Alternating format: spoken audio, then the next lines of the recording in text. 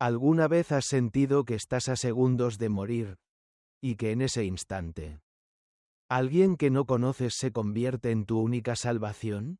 En medio de una tormenta brutal en la Patagonia, una mujer herida yace sobre la nieve, helada, sola, pero no olvidada. Lo que parecía un accidente se convertirá en el inicio de una guerra silenciosa. Una verdad enterrada, y una historia que cambiará el destino de toda una familia poderosa. Valentina Castillo, heredera del grupo energético más influyente de América Latina. No debería estar sola en una motonieve durante la peor tormenta del año. Pero ahí estaba, sangrando, tiritando, con el rostro golpeado y los labios azules. Y justo cuando el frío empezaba a devorarle los sentidos, una voz rompió el silencio. «Hey, ¿estás viva? No te duermas». Él era un desconocido, un mochilero, un ex paramédico que huía de sus propios fantasmas. Y lo que ninguno de los dos sabía era que ese encuentro no solo les salvaría la vida, también destaparía una red de traición, secretos familiares y una lucha por la verdad que pondría en juego el nombre de los Castillo y el corazón de ambos. Mateo Aguirre llevaba 3 semanas caminando solo por los senderos helados del sur argentino. Con cada paso, buscaba algo que ni él mismo sabía nombrar: perdón, redención, o simplemente olvido. Sus botas crujían sobre la nieve virgen. El viento silbaba entre los árboles como si susurrara nombres del pasado. Hasta que la vio, una motonieve volcada. Un cuerpo inerte, envuelto en escarcha. Se lanzó cuesta abajo. Su mochila golpeaba contra su espalda. Cuando llegó, sus dedos entumecidos buscaron pulso. Pulso débil, respiración superficial, hipotermia severa, murmuró para sí mismo. Su voz temblaba, pero no por el frío. Era el instinto lo que tomaba el control. Sacó una manta térmica. La envolvió, le quitó los guantes a ella y comenzó a frotarle las manos. «Despierta. Vamos, por favor, despierta». Y entonces, lo oyó, un gemido, débil, apenas un suspiro. Sus ojos, oscuros, confundidos, se abrieron un instante. «¿Quién eres?», susurró la mujer. «Mateo Aguirre. ¿Y tú?». Hubo una pausa. Luego, con dificultad, ella respondió: «Solo, Valentina». Lo que Mateo no sabía era que acababa de salvar a la mujer más buscada del país. Y que ese gesto, nacido del impulso más humano, lo convertiría en objetivo de quienes harían cualquier cosa por proteger un imperio construido sobre mentiras. La ventisca azotaba cada centímetro de la ladera como si el viento quisiera arrancarles la vida.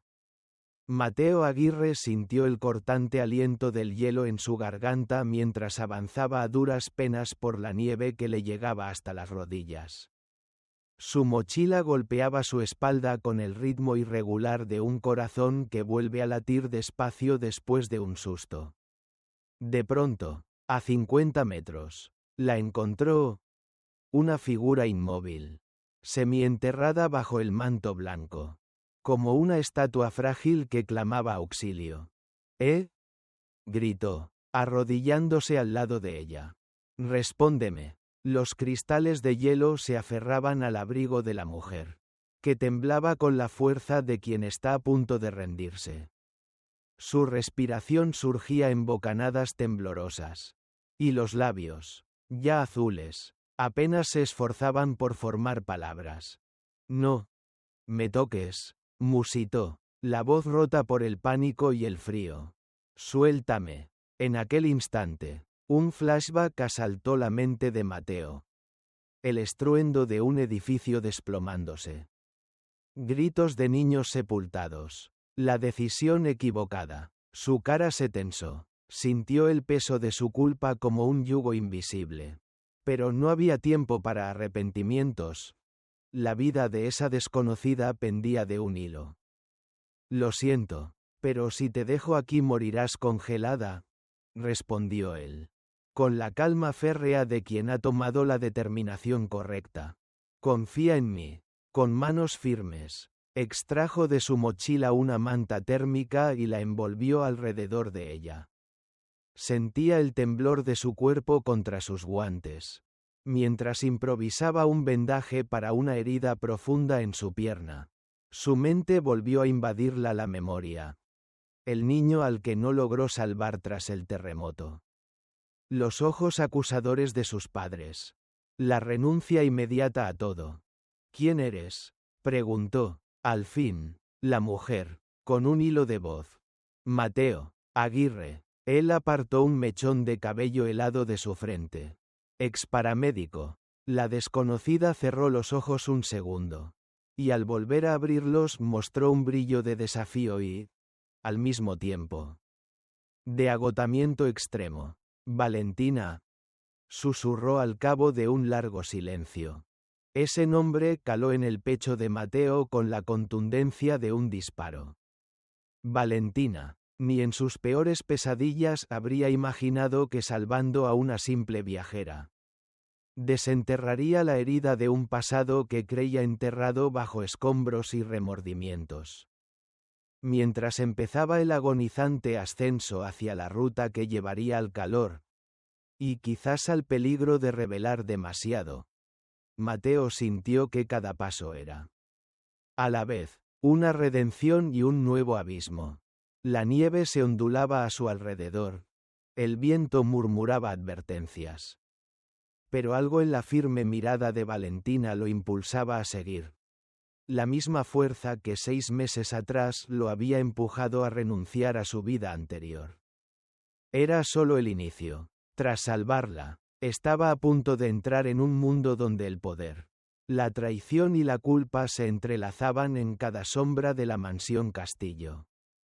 Y él no solo llevaba en brazos a la heredera de un imperio, sino también el peso de la verdad que podría cambiarlo todo. Vamos, murmuró Mateo, tendiéndole el brazo, te prometo que llegarás con vida y descubrirás quién soy en realidad. Con la tormenta rugiendo a sus espaldas, emprendieron el camino que les revelaría, paso a paso, los secretos más cerca de la caída del imperio y del renacer de 2 almas heridas. Las puertas de hierro forjado de la estancia se abrían ante ellos con un crujido que resonó en el pecho de Mateo como un preludio de juicio. Adentro, el aire olía a madera noble y a tabaco caro, y cada paso hacía eco sobre el mármol pulido. Los criados formaban un pasillo silencioso, ladeando la mirada ante aquella imagen inesperada. Un mochilero con ropa térmica, sosteniendo a Valentina Castillo, la heredera más codiciada de Latinoamérica. Mateo sintió que el peso de una mirada fría lo atravesaba. Ricardo Castillo, el tío de Valentina, se plantó frente a ellos con la compostura de quien ha reclamado un trono desde su infancia. Sus ojos calculadores eran navajas, desacreditando con la sola presencia. ¿Quién es este, señor Aguirre?, preguntó Ricardo con voz cortante. Valentina apretó con fuerza la mano de Mateo, demostrando que la deuda de gratitud no era un simple gesto, pero en su mirada había un temblor, entre la lealtad familiar y la confianza que brotaba hacia aquel desconocido. Su corazón latía dividido.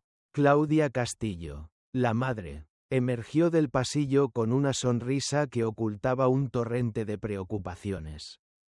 Alzó una mano en señal de bienvenida. Pero sus ojos no ocultaban el asombro y la incertidumbre. ¿Cómo encajaba aquel forastero en el delicado ajedrez de su dinastía? Mientras los acompañaban a un salón contiguo, Mateo notó los retratos de generaciones. Los fundadores del imperio. Ejecutivos de traje inmaculado. Esposas elegantes. Cada mirada pintada contaba historias de ambición y sacrificio. El silencio se volvió opresivo cuando Ricardo cruzó los brazos y clavó la vista en Valentina. «No sé qué esperas de este acto heroico», dijo con un deje de sarcasmo. «Pero el poder de nuestra familia no se hereda con un favor». Valentina alzó la barbilla con firmeza, demostrando que la chispa de rebeldía no se había apagado con el rescate. «Papá me enseñó a reconocer un acto de valentía donde otros solo ven conveniencia», replicó ella. Y por un instante. La estancia pareció contener el aliento. En ese instante, Mateo comprendió que la verdadera batalla no sería solo contra la nieve o el frío, sino contra las cadenas invisibles de la tradición y la traición que atenazaban a Valentina. Sentía cómo su propia culpa por el pasado se entrelazaba con la presión que ella soportaba, el peso de una herencia y el miedo al engaño de quienes debían ampararla. «Permítanme explicar», intervino Mateo, buscando un puente de honestidad. «No vine aquí por ambición, sino por salvar una vida. Y esa misma vida me ha mostrado el precio de la culpa y la redención». Un leve murmullo recorrió la estancia. Claudia posó una mano suave en el hombro de Valentina, como si reconociera el inicio de una lucha más profunda que cualquier disputa corporativa. Afuera, el viento continuaba su danza feroz, recordándoles que el mundo exterior estaba tan cargado de amenazas como las intrigas al interior de aquel palacio de poder. Y mientras Ricardo los observaba con recelo, Mateo y Valentina comprendieron que el próximo paso juntos sería descubrir hasta dónde llegaban los secretos de aquel imperio. Al amanecer, la 4x4 del grupo Castillo avanzó por un camino de tierra flanqueado por pinos helados. Valentina, aún con el vendaje en la pierna, se apoyó en la ventanilla, observando el paisaje con el ceño fruncido. Mateo iba junto a ella, consciente de cada gesto tenso de la joven heredera. La misión que ella le había planteado era sencilla en teoría: documentar el impacto real de la presa planeada sobre las comunidades ribereñas. Pero en la práctica, implicaba atravesar recelos, desconfianza y descubrir verdades incómodas. Cuando llegaron a un caserío junto al río, un anciano de rostro agrietado por el sol alzó la voz desde la puerta de su casa de adobe. «Aquí vivíamos de la pesca y del maíz de la ribera», dijo don Jerónimo. «Con el caudal reducido en un 70%. Seguiremos esperando». Valentina guardó silencio, su pecho oprimido por el nudo de la culpa. En el salón contiguo, las gráficas oficiales prometían un descenso máximo del 20%. El rostro de Mateo se tornó grave. Cada número falso era un puñal en la conciencia de ambos. «Esta señora tiene razón», intervino él ante el grupo de campesinos. «El agua es vida. Si la quitan, matan nuestro futuro». La espontaneidad de su defensa conmovió a Valentina.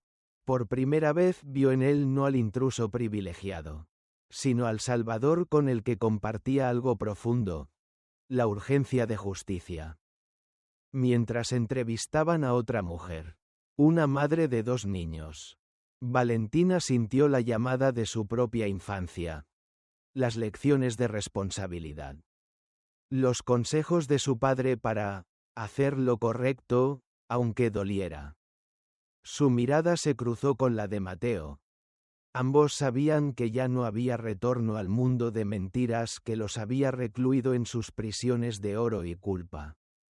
Esa noche, bajo un cobertizo improvisado, Mateo enseñó a un grupo de niños a vendar heridas con vendas limpias.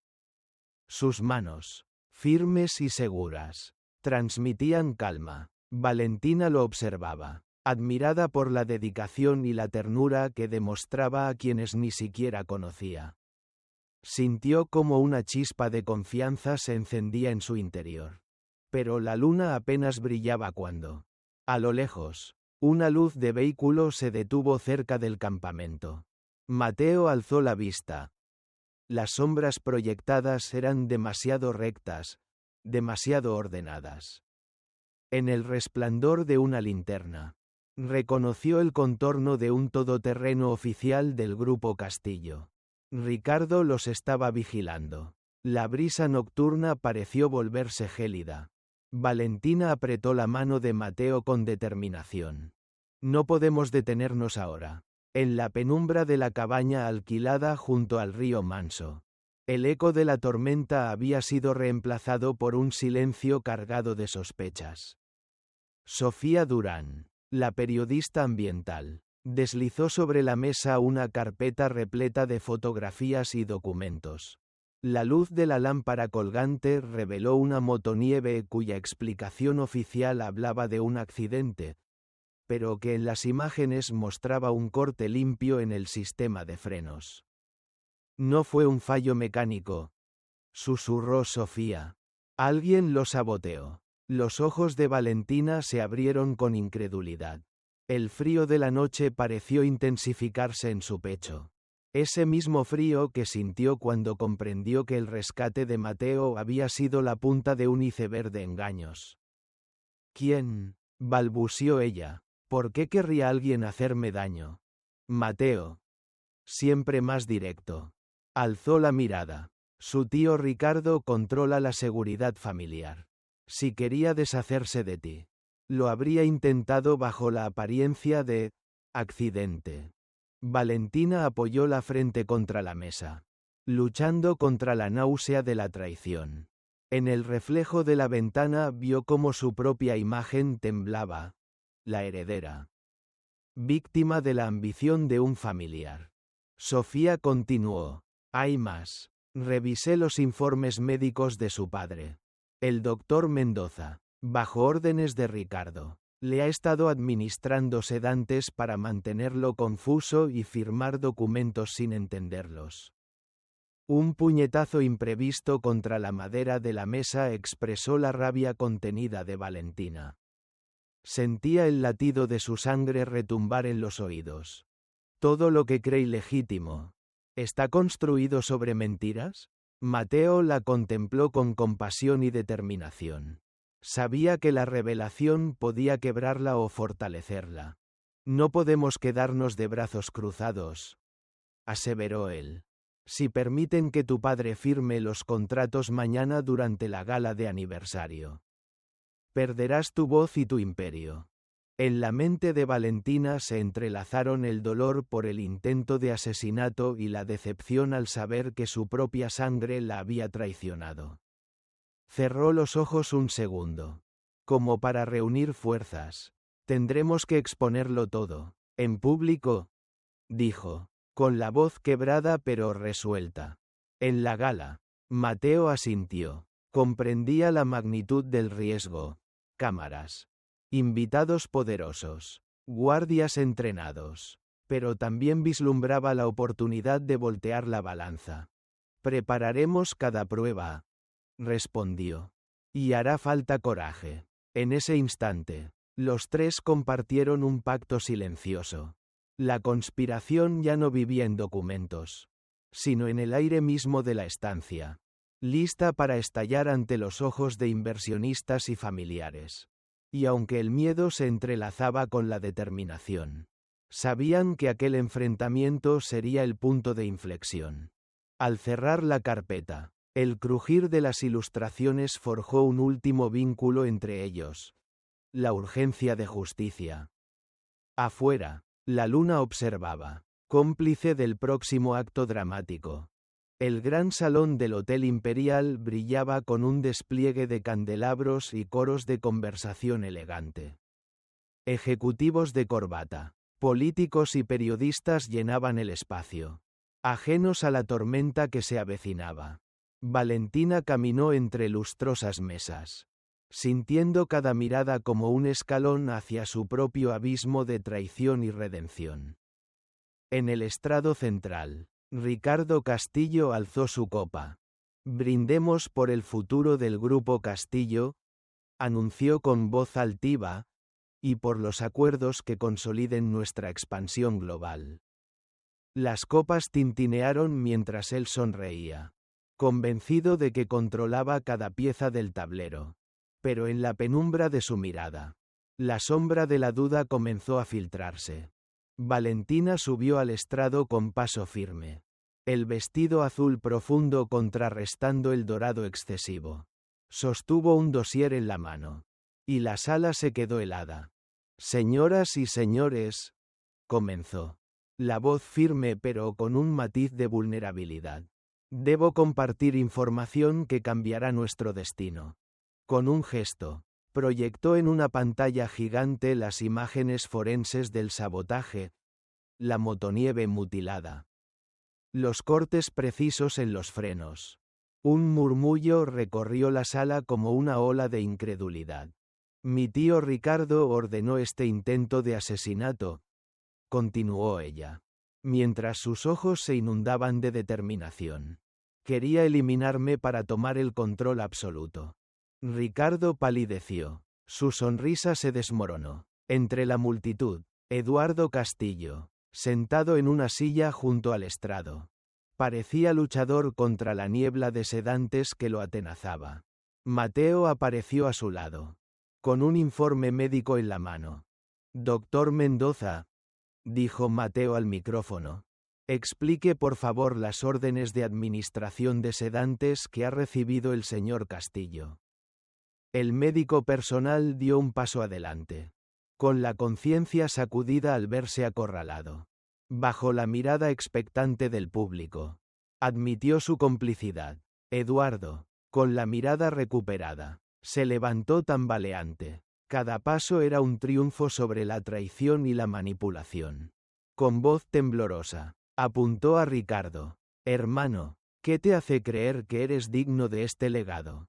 La sala guardó un silencio sobrecogedor. «Hoy decido rechazar tus métodos».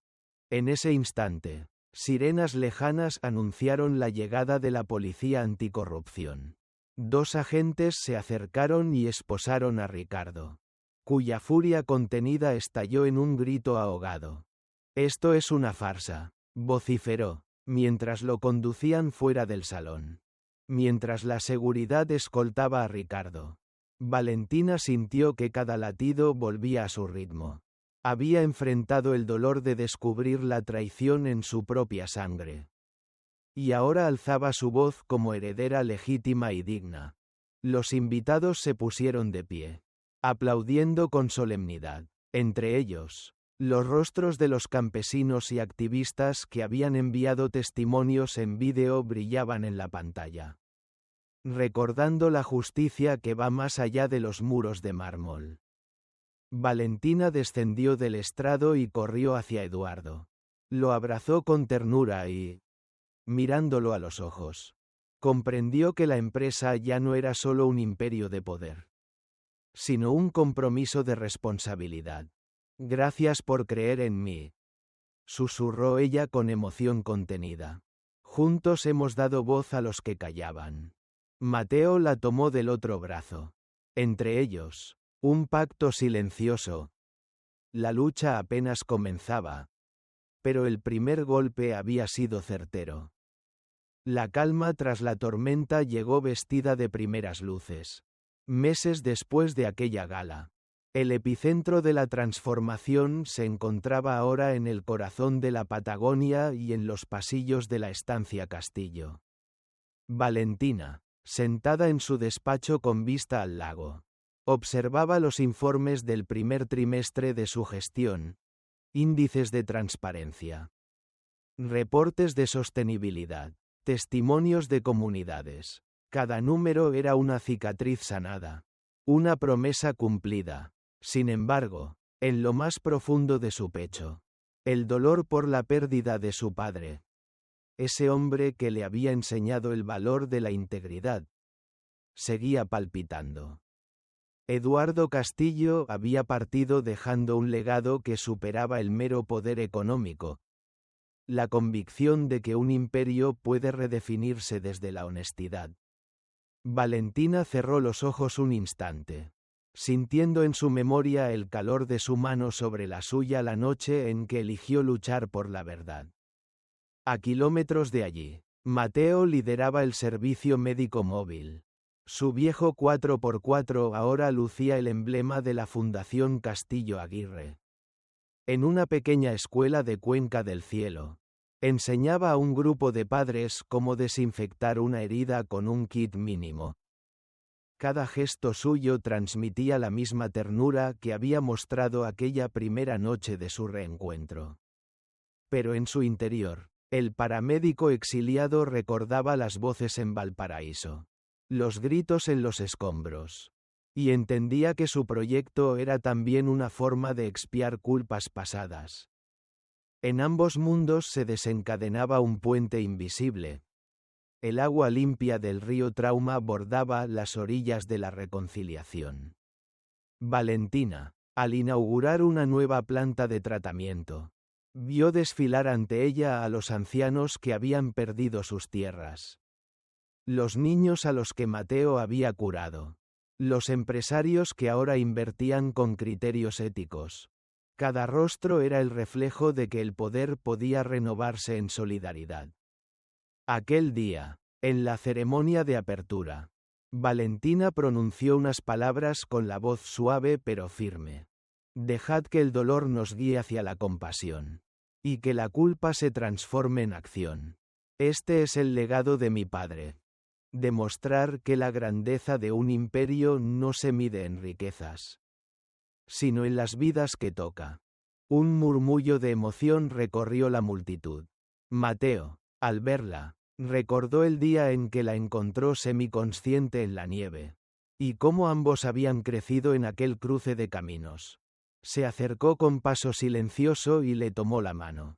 En sus miradas coincidió la certeza de que el amor y la responsabilidad habían nacido del sufrimiento compartido.